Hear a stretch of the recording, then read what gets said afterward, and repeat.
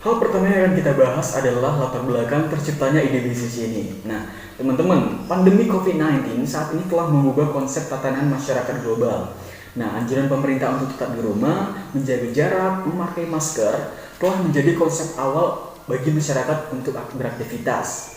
Nah, akibatnya banyak nih instansi seperti sekolah, universitas, perkantoran, dan pemerintahan saat ini ditutup dan dialokasikan untuk tetap di rumah dan melakukan pekerjaannya di rumah. Nah, melihat permasalahan ini, kami mendapatkan sebuah peluang untuk bisa menciptakan ide bisnis yang mampu membasmi penyebaran virus corona ini. Nah, dan didapatkan hasil nih berdasarkan riset dan studi yang dilakukan oleh American Journal of Infection Control menyebutkan bahwa sinar UVC ampuh untuk membunuh SARS-CoV-2. Nah, dari hasil penelitian ini kami mendapatkan sebuah ide bisnis untuk membuat lampu yang bisa memancarkan sinar ultraviolet C yang kemudian dipasangkan di atas pintu masuk setiap organisasi perusahaan ataupun tempat umum. Selanjutnya kita beralih ke deskripsi produk. Nah, lampu UVC ultraviolet ini merupakan inovasi produk yang kami ciptakan untuk membasmi penyebaran virus corona. Nah, dilengkapi dengan cahaya ultraviolet C yang dipercaya oleh para ahli dan melalui riset mampu membasmi virus corona. Nah, lantas bagaimana sistem kerja dari produk kami ini? Nah, nantinya produk ini akan dipasangkan di pintu-pintu atau di samping dan atas pintu. Nah, sebagai alat scanning bagi masyarakat untuk sterilisasi sebelum memasuki ruangan. Nah, nantinya ketika masyarakat masuk melalui pintu ini, nah secara otomatis cahaya akan memancarkan sinar UVC-nya untuk membasmi virus-virus yang ada dan melekat pada tubuh mereka dan sekitarnya.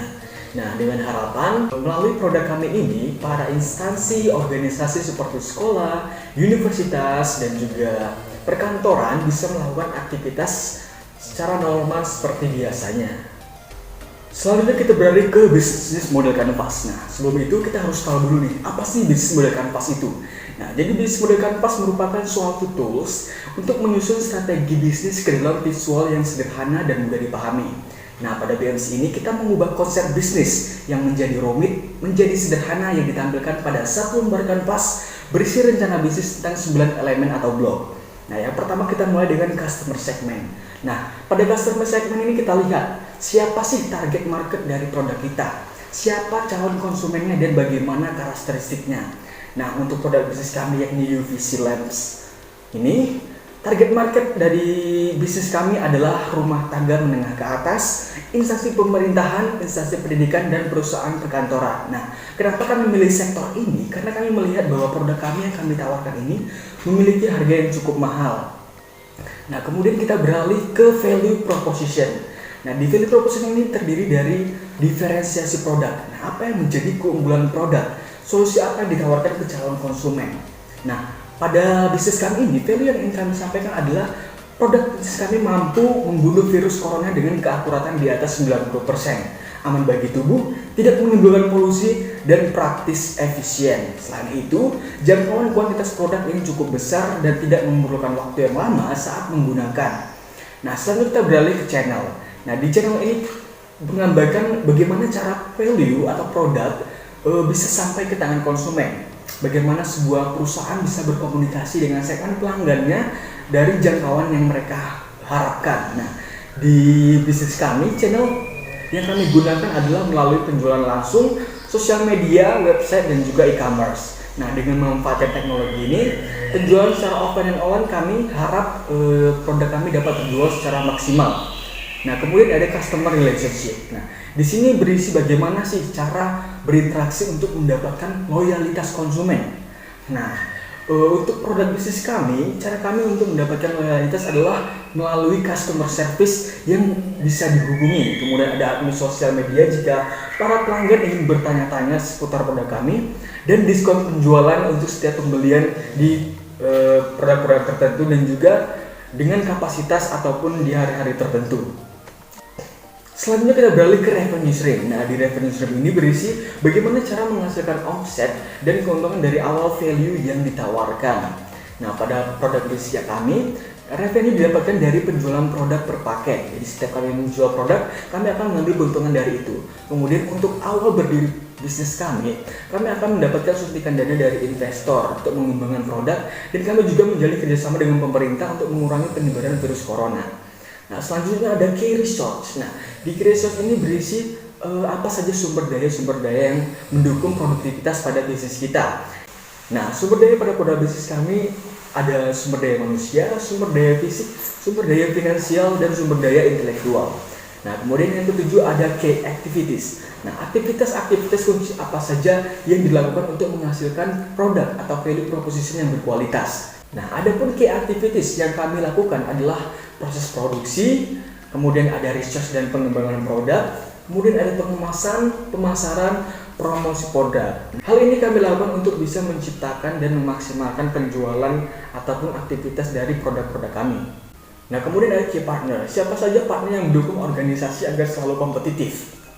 Di sini kami bekerja sama dengan supplier, ahli, pemerintah, dan juga Dinas Pendidikan dan Kebudayaan.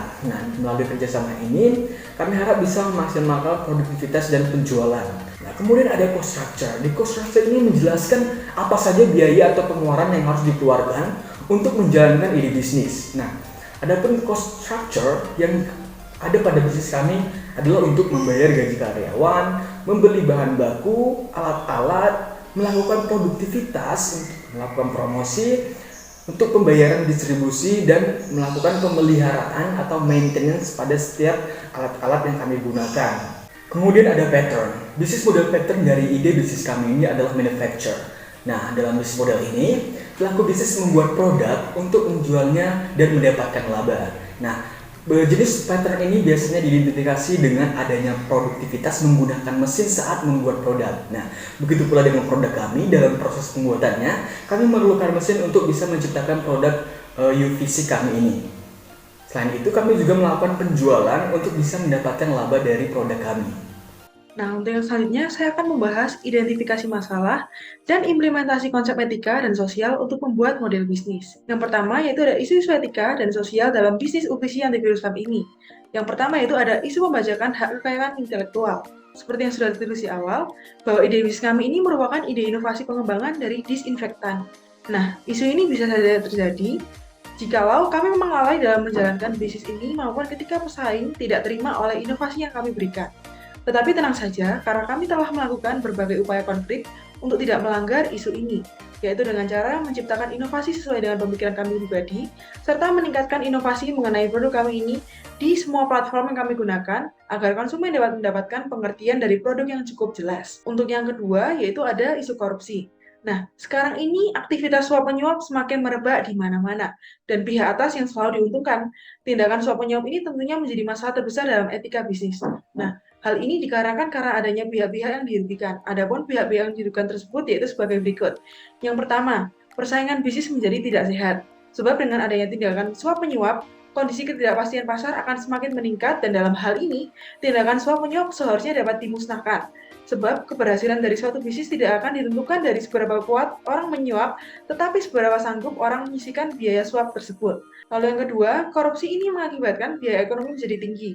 Nah, akibatnya harga barang dan jasa menjadi meningkat dikarenakan harus menutupi biaya tidak langsung yang berkaitan dengan kegiatan produksi barang dan jasa, yang dimana dalam hal ini customer menjadi dirugikan. Nah, oleh karena itu kami juga sudah membuat upaya yang dapat dilakukan untuk mengatasi adanya tindakan korupsi dalam bisnis ini. Yang pertama yaitu dengan memperbarui sistem pengelolaan keuangan dalam perusahaan. Seperti misalnya membuat sistem yang sudah disetting dari pusat untuk mengelola gaji karyawan, pengeluaran operasional, dan juga pengeluaran perusahaan yang lainnya.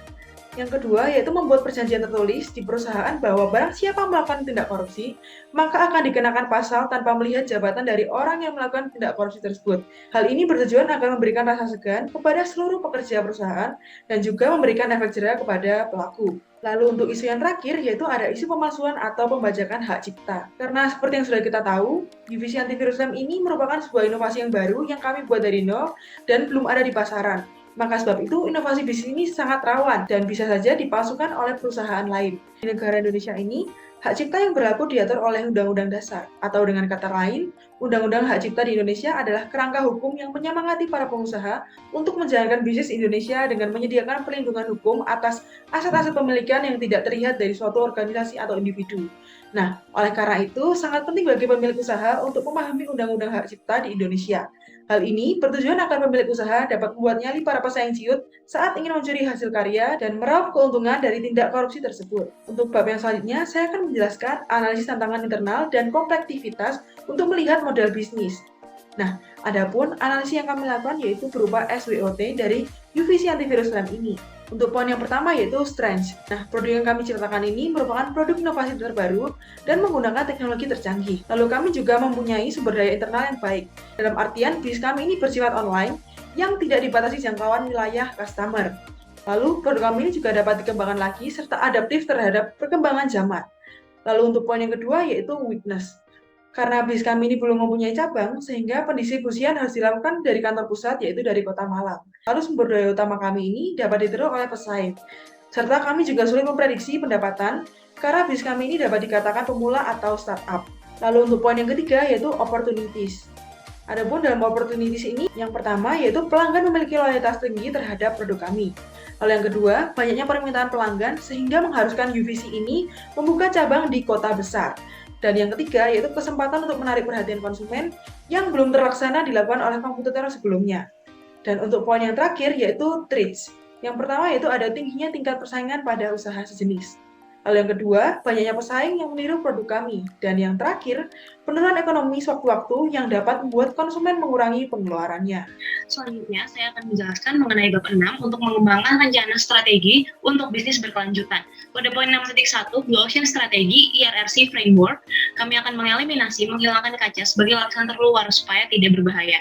Yang kedua, kami akan meningkatkan kemampuan menjangkau objek untuk membunuh virus tanpa melakukan kontak fisik, dan kami juga akan meningkatkan supply chain dan production management agar memperoleh cost yang lebih rendah.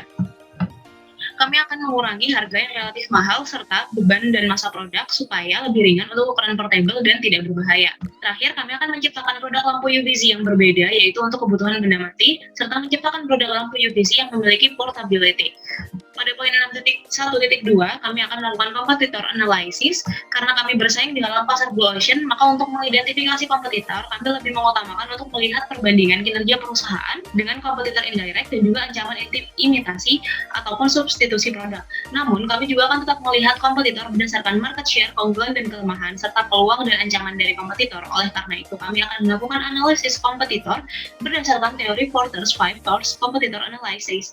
Yang pertama, yaitu ancaman new entrants. Apabila pendatang-pendatang baru yang melakukan imitasi atau adaptasi produk berasal dari pemasok, berasal dari perusahaan besar yang telah memiliki banyak saluran pemasok, distribusi, serta manufaktur, maka perusahaan tersebut merupakan ancaman terbesar bagi kami. Terlebih lagi, mereka pasti memiliki modal yang jauh lebih besar.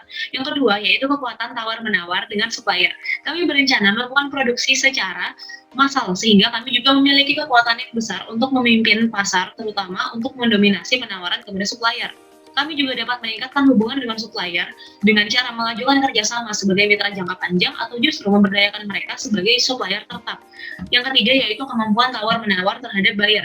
Menurut analisis kami, para pelanggan akan lebih fokus untuk mendapatkan produk tersebut karena produk tersebut merupakan produk yang tingkat urgensinya tinggi.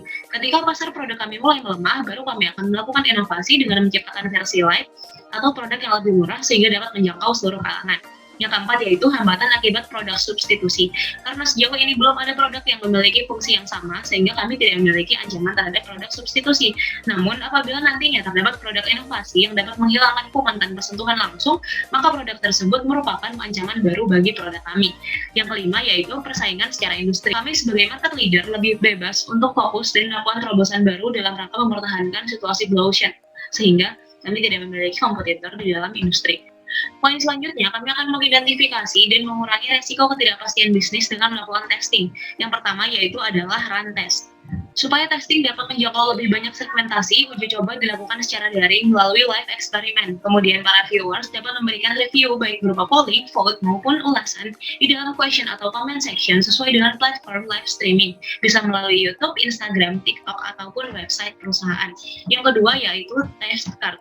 Kesimpulan yang kami ambil, jika hasil rekapitulasi menunjukkan lebih dari 75% pengguna sudah tercukupi kebutuhan dan pelayanannya. Dan yang kedua, apabila persentase perbandingan pengunjung dan jumlah produk terjual tidak lebih dari 50%, maka strategi pemberian potongan harga dinilai kurang efektif.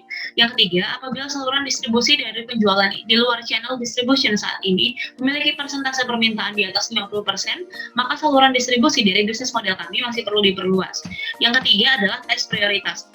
Menurut prediksi kami, tingkat ketertarikan pasar terhadap produk kami akan sangat tinggi karena produk kami adalah produk baru yang manfaatnya sangat dibutuhkan oleh banyak kalangan atau dapat dibilang urgensinya tinggi. Kami juga menjaring pasar Blue Ocean kami sendiri sehingga kami tidak memiliki pesaing lain. Namun sejak awal kami menyadari bahwa produk kami sangat mudah untuk ditiru oleh merek lain sehingga kami harus berinovasi dengan cepat serta terus fokus dalam meningkatkan value proposition yang kami miliki. Rekomendasinya, menggunakan capture learning di dalam learning card. Kesimpulannya, kami akan mencari pola dan program pemasaran untuk mengedukasi masyarakat terkait efektivitas UVC antivirus lamp, kemudian meningkatkan kinerja produk supaya dapat membunuh kuman dalam waktu yang singkat, dan juga kami akan melakukan pengujian apakah untuk membunuh kuman dalam waktu yang singkat ini akan menimbulkan bahaya atau tidak bagi manusia. Dan yang terakhir, kami melakukan riset konsumen dengan cara melakukan observasi, short focus group, short interview, dan juga file trial. Sekian presentasi dari kelompok kami. Mohon maaf apabila terdapat kesalahan dan tidak kesempurnaan dalam penyampaian, tapi kami berharap apabila video ini dapat menjadi bahan penilaian yang baik untuk ujian akhir semester kami. Terima kasih atas perhatiannya.